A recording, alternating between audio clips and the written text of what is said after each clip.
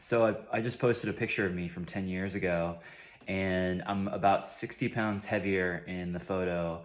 And not that that's like the worst thing in the world, but at the time, I was sort of misguided in my views of how I suddenly ended up 60 pounds heavier than where I usually kind of sit. I'm 5'11", 6 foot, and I think my body likes to hang out around 175, and at that point I was about 225, 235, somewhere in between there.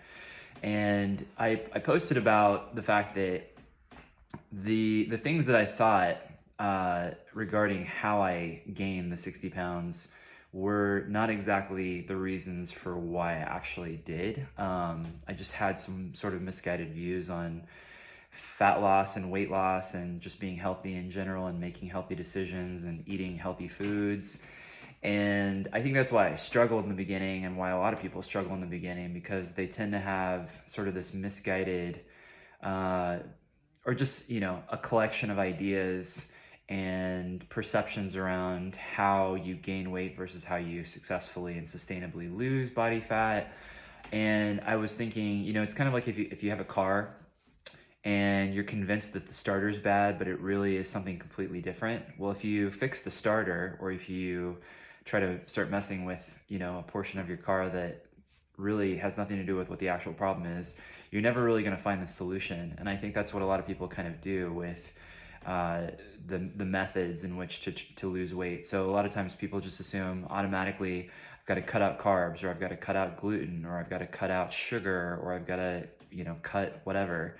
And it's usually, the solution to getting healthier and losing body fat is usually not something where you need to like do something drastic or something uh, crazy extreme. So having misguided views of what the problem is will give you misguided views and methods for solving or course correcting or just changing things.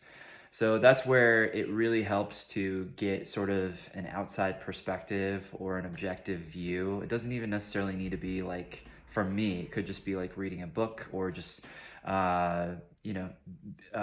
listening to a podcast, or just anything really where you're getting a little bit more educated, where you can pinpoint the actual problem. And it doesn't just have to do with fat loss.